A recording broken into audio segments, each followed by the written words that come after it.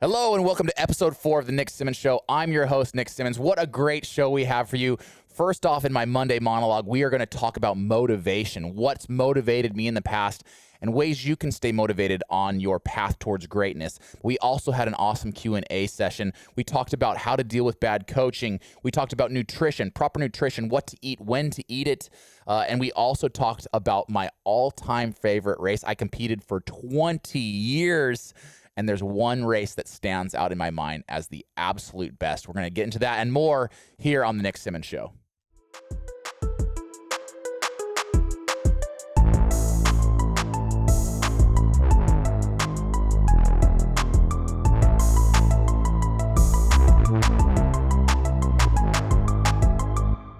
Hello and welcome to episode 4 of the Nick Symmonds Show. I'm your host, Nick Symmonds, and whether you're listening to this via podcast or watching the video version via YouTube, I want to thank you guys for joining me. Now, the last few weeks, we've been talking about goal setting and goal achieving, and a lot of questions have been popping up about motivation, right? It's easy to set a goal. It's a lot harder to stay motivated and on track towards that goal. Now, we have talked about tips that make us more likely to achieve our goals, but really what it comes down to is motivation. You know, we are so motivated in setting our goals, but when things get tough, when the obstacles appear, how do we stay motivated? And I've chosen to draw motivation over the course of my life from a lot of different places. And to illustrate an example of how I stay motivated, I'm going to go through 4 different very key periods of my life: high school, college, professional running, and today, and illustrate to you what has kept me motivated throughout the years. And they've been very, very different motivators at different portions of my life. And I want to just kind of remind everybody, I've said this many times before, what motivates me or what motivates you can be completely different things. And there's not one motivator that I think is better than another. There are some that may be healthier than others, as we'll see in the list of the next 4 things that I'm about to talk about. But what motivates each of us is different, and that's okay. As you're about to see, what motivated a 16-year-old Nick Symmonds is vastly different than what motivated a professional Nick Symmonds, you know, as a pro runner or today as a businessman. So jumping into it, when I was in high school, I was really motivated by wanting to be good at something. It didn't have to be running necessarily. I just desperately wanted to be good at something. You know, I'd grown up playing soccer in the fall and spring and ice hockey in the winters. And when I started high school, I was about 5 feet tall, 90 pounds soaking wet, and I did not foresee me ever being successful at either of those. What I did find was on the cross-country course, I was really fast, and I was good. And I remember that first cross-country race coming across the line. In second, I remember I was second, not first. But the adulations I got, people patting me on the back, people saying, great job, people saying, wow, you're naturally talented at this. That was motivating to me. I wanted to be great at something, and it appeared that I had some natural ability in running. So even though I didn't necessarily love cross country or love distance running, I loved that my hard work paid me dividends, and the harder I worked, the better I seemed to get. That motivated me. I was motivated by receiving attention and adulations from other people. You know, it wasn't coming from within so much as it was coming externally.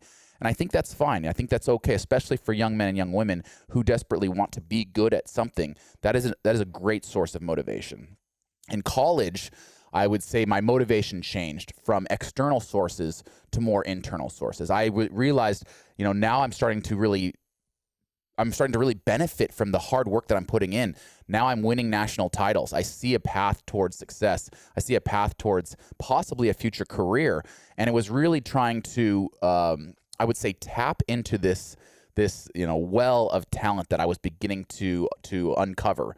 I don't want to pat myself on the back too hard, but I had tried so many different things up to this point. I had tried soccer, I had tried ice hockey, I had tried skiing, I had tried dozens of different things, and I was really bad at a lot of things. If you've ever seen me try to play basketball, I'm the worst basketball player in the world. So I had tried so many different things and found so many different areas where I had very little talent, that to now find an area that I really did have some natural talent, I wanted to tap that and tap it as deep into that reservoir of talent as I could possibly go.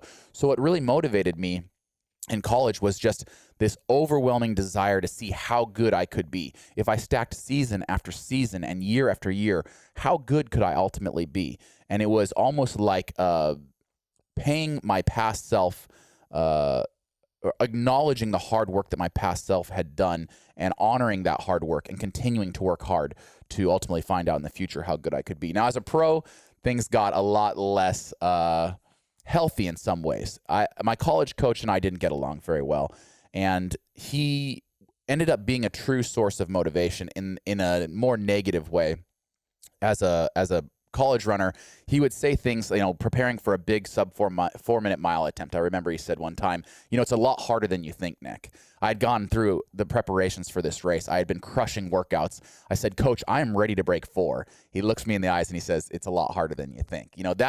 That could be a demotivator, but for me, as a guy who wanted to prove everybody wrong, it actually motivated me like crazy. And I carried that chip on my shoulder throughout my entire career as a pro. I wanted to prove my college coach wrong. I wanted to prove the haters wrong. We talked about the haters last week. I wanted to prove everybody wrong. It was less about proving myself right and proving my fans right, but about proving other people wrong.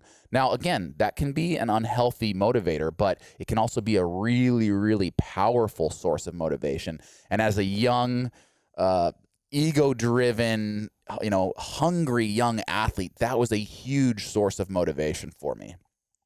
Fast forward to the end of my career, I recognize that I've accomplished all that I wanted to accomplish. I've tapped deep into that well of talent and found just how good I could be. I was one of the few people that got the honor and privilege of finding out how good I could be at something. And my motivators changed once again. Now I was motivated to have as much fun as I possibly could. At the end of my career, now going into what I would call, my has-been days or my YouTubing days, it's all about having as much fun as I can possibly have with the people that I love the most. So, when you see me out in my YouTube videos, interacting with the community or hanging out with my wife and dog, racing my dog was one of my favorite videos. I really try to pursue, I really find motivation in trying to find how much fun can I have while still inspiring people? And that's really what this channel is about too. I have fun interacting with my audience. I have fun taking Q&A from you guys and seeing the fire inside you, whether you're a young 14-year-old hungry athlete like I once was, or whether you're retired and just looking to have as much fun as possible later on in life. I am hugely motivated by connecting with you guys. And that's what this whole show is about. So without further ado, let's jump into the Q&A portion of this where I get to actually interact with you guys. Now, if you want to be a part of the show, all you have to do is text me at the number below. I'll also link that number in the description. But just text me. You'll be part of my text blast. And every single week when we record one of these episodes, I'll text you guys. We'll jump in the Zoom call and you'll be able to ask me anything. So without further ado, let's take our first caller. Hey again. Yeah, it's good to see you. What are you up to? You at school? Yeah, I'm at school right now, but I got an off period. All right, good, man. Well, thanks for joining in.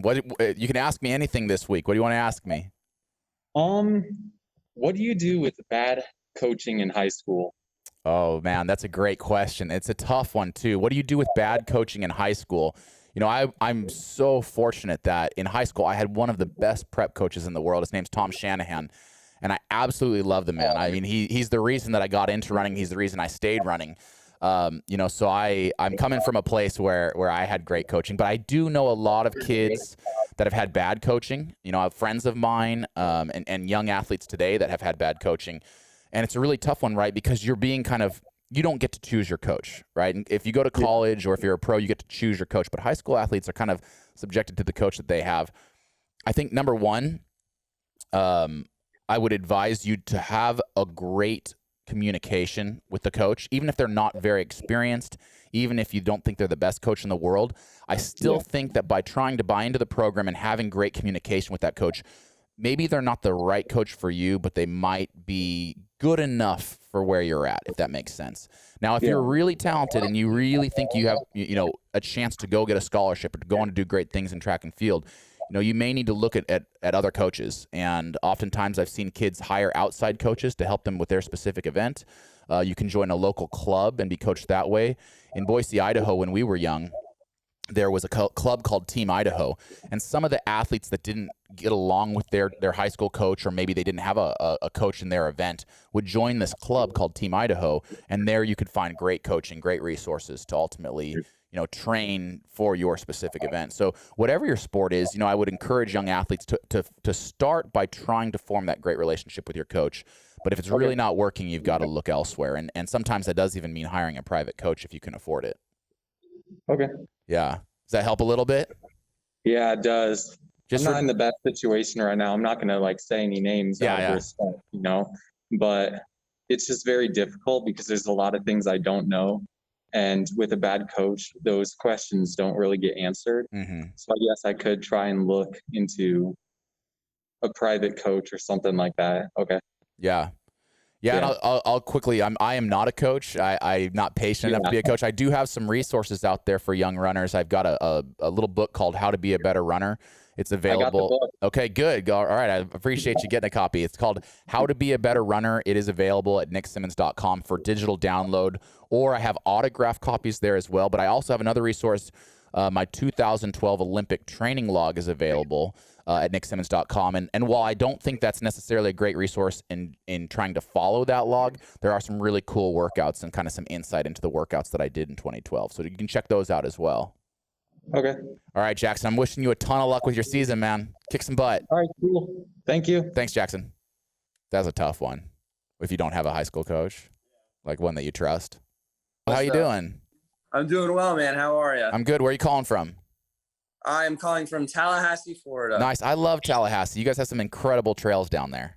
Oh, yeah, man. It's honestly been such a blessing, I will say. Are you at FSU? Yeah, I'm a grad student here. Nice. That's a great school.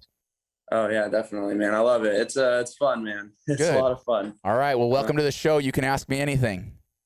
Oh, man. Okay. So I guess this is a brief introduction. I am a 24-year-old grad student here, and I recently had a pretty lofty running goal that I decided to make after getting my times down to times I'd haven't seen in a while.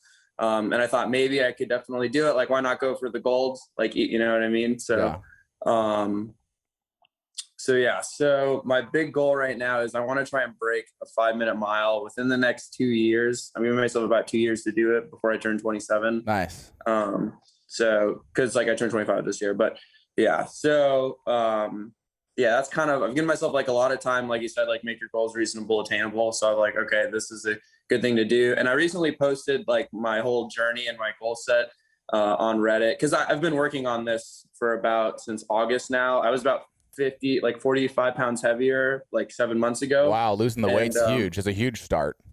Yeah. So I was about 220 something. And right now I'm in the 170s. Nice. So I'm congrats. Yeah. So, and my times have been going down too. So I've been really happy about what's your current personal best? In the mile. Just maybe 5 or 6 weeks ago, I beat my old middle school time of 5:49. I ran a 5:41. So 5:41. Your previous best was 5:49, and now it's 5:41. Yeah, that was. But it's been a long time coming, huh? Yeah, exactly right. Well, what I'm hearing is you want to break 5 minutes, and you are on the right path, right? So you have gone from middle schooler at 5:49, and you put on some weight, but now you are trending in the right direction. So what is your target race weight? First of all, have you established what you'd like to race at? That's actually part of one of my questions. I had a few questions for you. That was definitely one of them. I wasn't necessarily sure, if I should just go with what I'm feeling comfortable with, or if there's if I should be dropping more. Cause my original goal was to go to 175, but then I was looking at some calculators and they're saying, oh, maybe you should dip maybe in the high 160s. So I'm I wasn't too sure.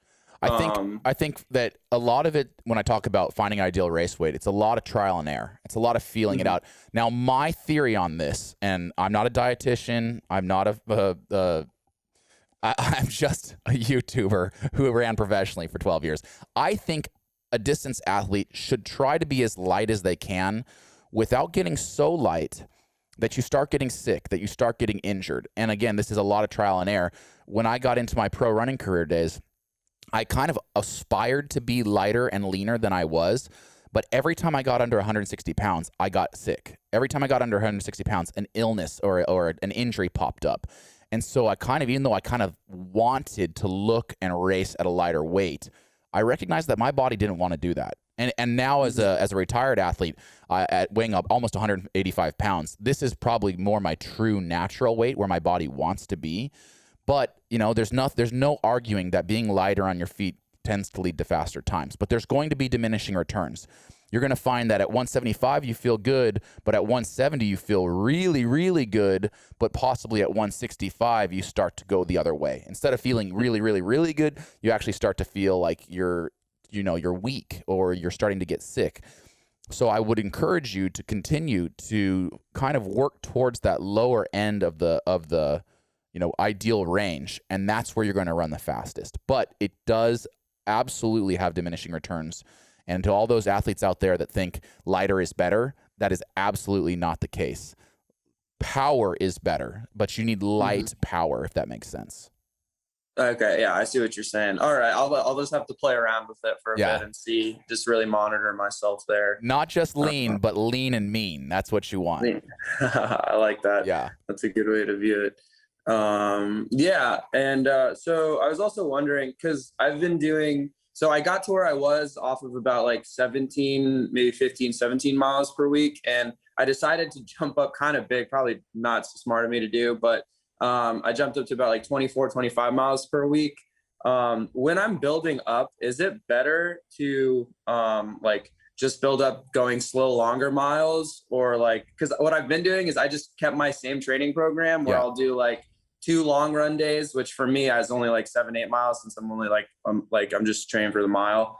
And then I'll have like a 4-mile hill workout, like a 5K tempo. And then I'll do like an interval day where I go to the track and I do a couple of 4 by, or like 6 by 400s, or then some 200 intervals. And I've noticed that I've been getting the same shin splints that I got like 40 pounds heavier ago. Cause I felt like maybe I built up too quick, or I introduced like my workouts too quickly, whereas I should have just built up first. So what's the best strategy there? And also how often would you suggest me doing a time trial to monitor my progress? So real quick about the time trial, not more than once a month. I think, not more than once a month. Okay. You can do certain workouts that kind of simulate it. And I have some videos on that of what's a good mile simulator. But I've seen that. But there's this famous saying: just because you test the cow's milk more often doesn't make it better milk, right? So just because you hammer an all-out time trial, often it's going to actually impede your ability to improve, because you need to be stacking weeks of consistent training, and a proper time trial, you're going to want to actually taper into that and then go crush it. So I would suggest not testing yourself more than once a month. And for those 3 to 4 weeks in between each time trial, I would be you're nailing every single talking point. You want to be scaling it up. You want to be hitting the different energy systems. Typically, I like to build my mileage first in slow, easy mileage. So if I'm building, and you, as you mentioned, 17 miles a week to 24 miles a week, that's a pretty big jump. If I'm building my mileage, it's just all slow, easy miles with a little bit of tempo work and some strides. And then once I've found the mileage that I want to be at, and I've established that I can hit that week in and week out, and I'm comfortable at that mileage, then I start to add the intervals. Then I start to add the hill repeats, the harder stuff. But first things first, scale your mileage and then scale the quality, if that makes sense, Yes. Okay. Yeah. That makes sense. But trying to scale them at the same time is really hard, and it can lead to injury. It can lead to burnout. But so this is how I did it as a pro. And when I mention how I used to do these things as a pro, I'm not saying this is how people should do them, but I think there are valuable lessons to learn in the way that this can be done if you have unlimited time and energy and resources. But as a pro, when I'd start a season, I would start at 15 to 20 miles a week, right? And I'm ultimately trying to build up to 60 to 70 miles a week, but I'd go from 15 to 20 to 25 to 30 to 40, and I'd work my way slowly and steadily up to 60 miles a week. But that 60 miles, when I first started hitting those first few weeks, again, easy jogging, tempo runs, some strides, but not hard intervals. And then once I had logged a week or two of that, then I start to add in the more fun stuff, the interval training, the hill repeats, the harder stuff. Okay, that makes sense. Thank you so much. Thank you. No problem. Very and helpful. those shins, make sure you're icing those shins, right? Shin splints is an injury that we can run through if they are in fact shin splints. But you got to ice them like crazy. 3 times a day for 10 minutes at a time is what I like to do. 3 times a day, 10 minutes at a time. I will keep that in mind. Thank you. All right, Kyle. Wishing you the best of luck. Sub 5 is just around the corner, man. All right. Thank you so much, man. You have a great day. You too. Crush it. That's a good goal. He's got it. He's got it all figured out too. The timestamp, how he wants to get there. How you doing, Scarlett? Good. How are you? I'm good. Where are you from? Tennessee. What part of Tennessee? Near Memphis. Oh, nice. I'm actually headed out there in 1 month. I'm going to drive from St. Louis to Memphis to New Orleans. Oh, that's cool. I hear it's a beautiful city that you live in. Yeah. Well, how old are you? 13. So you are in 8th grade? Yes. Are you an athlete? Yeah, I play soccer and run cross country and track. Oh, that's awesome. That's how I started out. The first year I ever ran cross country, I was your age. All right, Scarlett, you can ask me anything. What's up? Okay, so I kind of have 2 questions. First of all, did you ever like play any other sports or like be good at field events? And did you ever like what's your favorite race you've ever run? That is an awesome. Both of those are great questions. So first of all, yeah, I actually grew up as a soccer player. I played on a traveling team here in Boise, Idaho. Not here in Boise, Idaho. I'm in Eugene, Oregon right now. But when I grew up, grew up in Boise, Idaho. I played on a traveling soccer team. I played in fall and spring on the soccer team, and then in the winters I played ice hockey. But that wasn't enough for me. I almost always had kind of another sport going, whether it was riding my mountain bike with my friends. I was on the ski team. I dabbled in basketball and baseball and every other mainstream sport, but it really was soccer for me. Soccer was my first love. Soccer was the first time I realized that I could work my butt off and be part of something bigger than me, the team, and travel around and see the country. It was really incredible for me. But ultimately, I think you've got to decide where you're going to put your focus. I remember freshman year of high school, I was running cross country and playing on the traveling soccer team in the same season. And that's how I got my very first injury. I got a stress fracture in my left metatarsal. And my parents said, Nick, you can run or you can play soccer, but you can't do both in the same season. So I ultimately chose running. And your second question, was it the favorite race I've ever been in? Yeah. Favorite race I've ever been. My most memorable race, I don't know, I think it's got to be my favorite because it's definitely my most memorable, was the 2008 Olympic trials. And that one jumps out at me. It wasn't the fastest I ever ran. It was a PR on that day. But what really jumps out at me was how hard it was for me to make that Olympic team. One, the sacrifices that I'd had to make, the hard work I had to put in. But, as we get closer and closer to our goals, sometimes it just seems like obstacle after obstacle jump in our way. And mentally, I was really struggling with the pressure of having to compete on this day and make the team on this day. What if I got tripped, or what if I couldn't sleep, or what if I got food poisoning? Just all these what ifs playing around in my head that I had to learn to deal with. But physically, there were a lot of obstacles as well. About a month before that race, I actually got tripped in a race down in Carson, California. A guy went down and his spike lacerated my knee, and I had to get 10 stitches in my knee just a month out of the Olympic trials. So physically, I'm dealing with that. Mentally, I'm dealing with, I'm not good enough to make this team, or what's going to happen.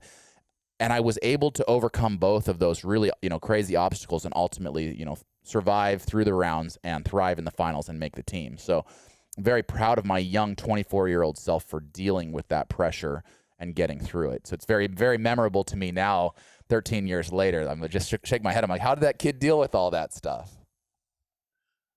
What are you training for this year? Mainly just track, and I want to do like a longer distance race later this summer. But how long are we talking? It's like a 10-hour thing. I did it a few years. Like an ultra? Yeah. 30 miles? I think I did like 32 2 years ago, so I'm trying to get like 40 something this year. That's incredible. Scarlett's a real runner.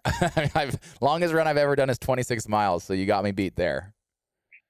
What do you love about ultra running? I just like it. It's really fun and such like, I don't know, it's just like fun. I call it type 2 fun, where you're in the moment. It maybe isn't super fun, but you look back on it and you're like, okay, that was really, really fun. That's how the marathon was for me. a long thing. I'm like, I never want to run again, but then obviously I do. Yeah, well, I think that's fantastic. Scarlett, do you have any other follow-up questions for me? No, that's all. Scarlett, you're awesome. I'm wishing you the best of luck with all your goals this year. Thank you. Thanks for You calling too. in. Bye. Ultra running, man. That's brutal. I don't know. I mean, that just sounds like a long run to me. Zach, what's up? Where are you calling from? San Diego, California. Palm trees everywhere, sky blue, amazing. Beautiful, man. What are you training for right now? I love your handle. It's what is it? Zach Track and XC. So you know you're obviously a runner. Yeah. What events do you like to train for? So far, okay. So last season I only got one track meet because the second one got rained out and then 3 on was COVID. So I don't have much track experience.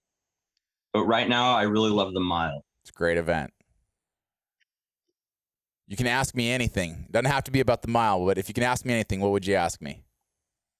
So I've had I haven't really paid attention to like testing this, but how eating food before. Oh, froze.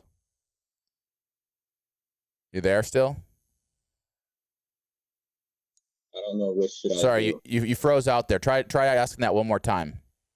I've had good experiences and bad experiences with eating before running. If I should eat before running, how much time should I give myself? That's a great question. So, you know, a lot of times it depends on when you're running, right? So I like to do my runs in the morning, and, you know, we're 6:37 in the morning. I'm not going to eat a huge meal before that. So probably my favorite way to fuel up for a morning run is with something very simple like a banana or a multigrain bar, a bowl of cereal, something light that's going to put something in my stomach, but allow me to still feel light on my feet. Peanut butter on toast might be the best thing in the world for that.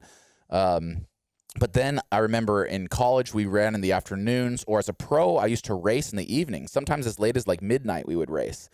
You know, and so you have to fuel yourself up properly throughout the day so that you don't feel weak at the end of the day, but also not too heavy.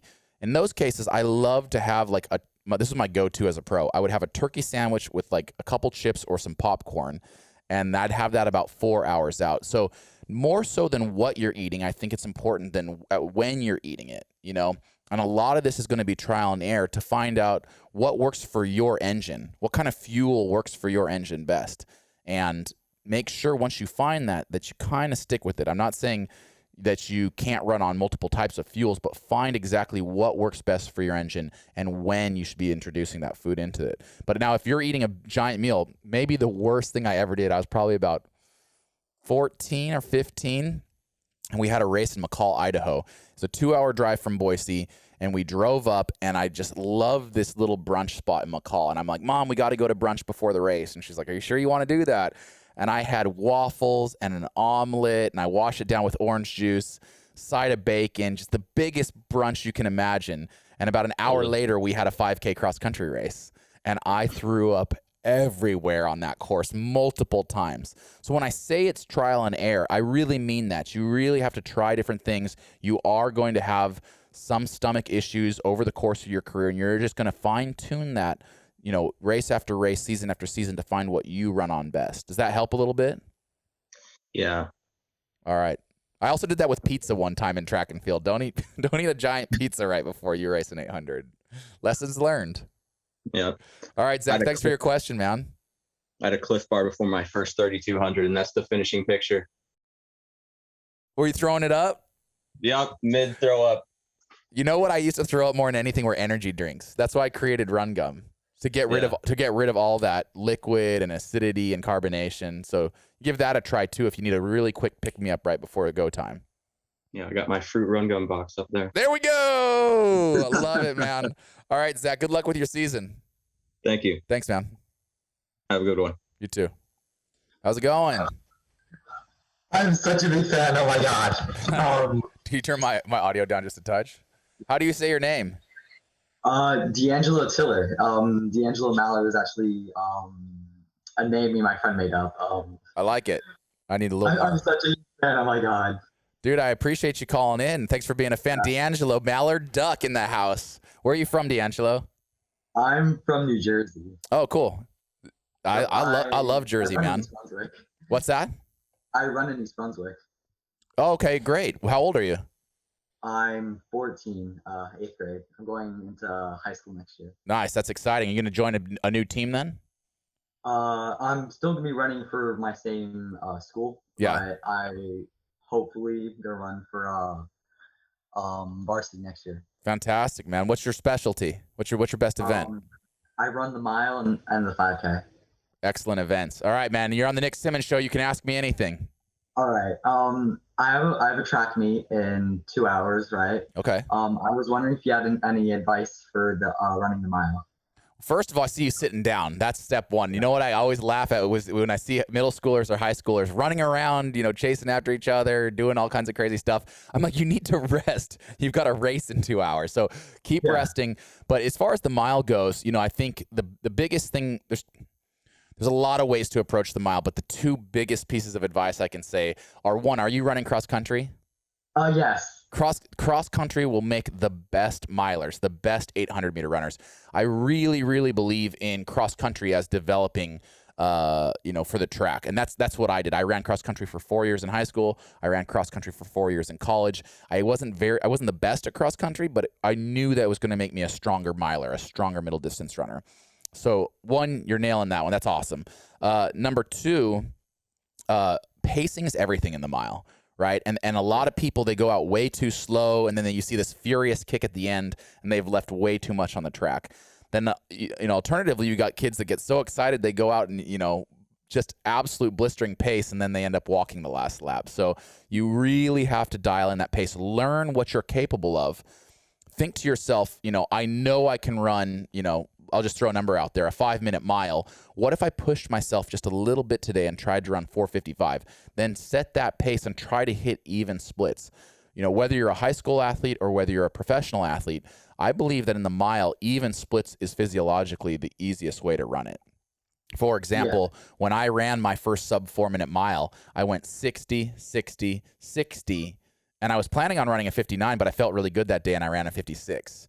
For a 3 minutes and 56 mile. So, I think that as you learn your body, as you learn to feel out pace, you're going to find what that perfect pace is for you.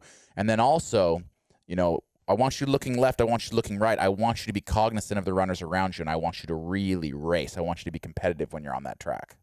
Yeah. That makes sense? Mm-hmm. Any other questions? This is my first race since last year. I'm super excited. Well, that's another piece of advice that I'll give anybody, for D'Angelo here and for anybody out there listening. As the world starts opening back up, as we start signing up for races, as track seasons open up, these first few races, more so than ever, are rust busters, right? If you had ran track last season and you'd ran cross country and you were starting to run track season, that's still a rust buster. But now we're not only busting off the rust from a long winter, we're busting the rust off from a long year or year and a half since we raced last time. So if this race doesn't go exactly as planned, don't beat yourself up over it. But at your age, given the fact that kids are maturing so fast, I think you might go out there and surprise yourself. So don't be afraid. Don't be afraid to go out there, leave one on the track. Know that it is your first race of the season. There are many, many more, and you're going to have a great, great year, D'Angelo. All right, thank you. Yeah, thanks for calling in, man. Yep, thank you. Have a good day. You too. Good luck in the race. Thank you. Little mallard duck. How are you? But so I'm an athlete in college, and so I'm not a mid-distance or distance runner. I'm actually a sprinter, but I figured I could still ask you what you recommend for managing nutrition really carefully, because on campus we don't have an athlete's specified nutrition hall or anything like that. So we're just with what everyone else has. I would love to answer that question. I always say you can ask me anything. It doesn't have to be running related. It certainly doesn't have to be about distance running. But first, I have to ask you a question. What's your name, not Ben? My name is Lynn. Lynn? I might be able to change it. Yeah. No, that's okay. Lynn, where do you go to school? I'm at the University of New Mexico. Oh, very cool. Is that in Albuquerque? Yeah, we used to train down there all the time. You live in a beautiful, beautiful place. Oh, I love it here. So many great trails. But, getting to your question about nutrition, especially at college, it can be so hard. When you've left your home and now you're kind of at the mercy of what they provide you at the school, it can be really, really tough. And I remember, when I went on to college and I went into the cafeteria, there's a lot of options. There are healthier options and there are certainly, less healthy options. Do at a school like New Mexico, though, I have to imagine you have multiple cafeterias to choose from.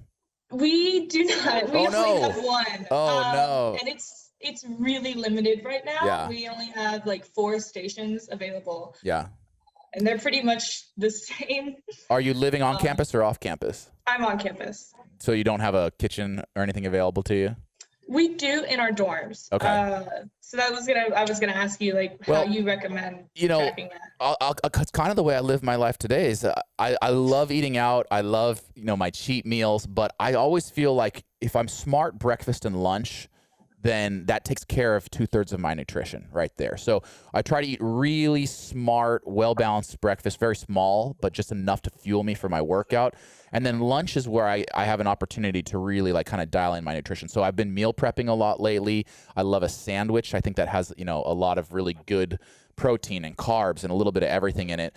But then, you have to ultimately decide at dinner time, like, what are you going to eat? And the cafeteria is going to have a lot of different options. Choose colorful. That's my number one nutritional piece of advice. When you look down at your plate, it should be colorful. If it's all browns and grays, you probably haven't followed that golden rule. So salads, do they have a great salad bar there? We do, but it is only open a limited time throughout the day. So like it'll brutal. close. Yeah. It'll close after I think 8 p.m. It's gone. Yeah. And our practices, so like my practice block, I'm got some time off right now due to injury, but was 1 to like 5-ish. Yeah. So I brutal. oftentimes kind of miss out on the lunch train, but. Well, I'm going to really encourage you to focus on big, colorful portions, and time just right. Now, as athletes, a lot of time our timing is going to be different than the average person, right? If you have a training block from 1 to 5, eating a big lunch at noon is not an option for you. And it's one of the reasons why, as an athlete, I actually pretty much survived on 2 meals a day. So similar to you, I would have a massive training block from, I think, usually like 2 to 5. So if I ate a big lunch at noon, that was not an option for me. I ate one big meal at about 9:30 or 10, and I ate another big meal at 6. And there's nothing wrong with that. A lot of dietitians are saying, you need to have 3 square meals a day. Well, as athletes, sometimes that's just not an option. So there's nothing wrong with curtailing your dietary, needs to your own unique schedule. And that may change from year to year as well. Does that help a little bit? Thank you. Yeah. Yeah. You're an elite athlete. You've got to make your meals work for you, not the other way around. Yeah. Thank you so much then. Yeah, that was great. Yeah, Lynn. Best of luck to you. Go Lobos. Thank you. Go Lobos. Bye. Bye. Yeah, I wasn't even hungry until we started talking about the nutrition. Now all I can think about is the pasta I have downstairs waiting for me. There we go. Ali, you there? Yeah. How you doing, man? Hello? Doing great. Where are you calling from? I'm calling from Florida. What part of Florida? We love Florida out here. North Lauderdale. North Fort Lauderdale area? Yeah. Nice. It's a beautiful, beautiful area. I see you got that gamer chair. You game? Yeah. A little bit. What's your game? Play Warzone sometimes. Okay. Good for you, man. Hey, you're on the Nick Symmonds show. You can ask me anything. Well, want to ask, how was it like, for you, like in high school, when you started running? Well, for me, it was not love at first sight with running. I kind of begrudgingly ran just because I was good at it and I liked being outside with my friends. I always call distance running kind of an acquired taste. You don't have to love it when you first start, but as you get better and better, as you invest yourself in the sport, it starts to become more fun. The runs get easier. You're having more success. You're hitting PRs. So it's kind of there's a big barrier to entry, I think, with distance running. But once you start really seeing your hard work pay dividends, it becomes super addicting. So for me, I really loved my coach. I loved running the trails in Boise, Idaho. I loved being with my friends. But I didn't necessarily love running for fun. So it took me a while to warm up to the sport. I'm glad I stuck with it. Yeah. Do you like to run? Yeah, I just started like this year. Nice. I actually started watching your videos. Like, I think the first video I watched of you was the army fitness test. Fitness test. And then that's when I started getting into running. That's great. So that's pretty recent, man. That's only been like a year or so. Yeah. Good for you. Well, keep crushing it, man. Wishing you a lot of luck this season. Thank you. All right. Thanks for calling in, man. All right, you guys, that's a wrap. Thank you to everyone who called in. It was awesome connecting with you, hearing what motivates you. You guys now know what motivates me. Now, I want to let you guys know what motivates me here at the Run Gum Warehouse. It's to fuel and inspire people to make the most of their busy days. And I want to let you guys know about something huge we've been working on. Right now, for those listening, I have a packet of wintergreen run gum. It's one of our best flavors. Actually, it's probably my favorite flavor. And this beautiful little packet can now be found nationwide at Walmart, not in the back of the store, but right at the front of the store next to the check register. So the next time you're at Walmart, head over to the check register. You might have to look a little bit because it's not at every single check register, but this packet, Wintergreen, Run Gum Wintergreen, right there. And I just want to thank my entire team here at Run Gum that helps me put these shows together. Awesome, kick-ass staff, and I wouldn't be able to make these videos without them. So head out to your local Walmart, find a packet of Run Gum Wintergreen, support this company. I appreciate you guys calling in. I'll see y'all next week.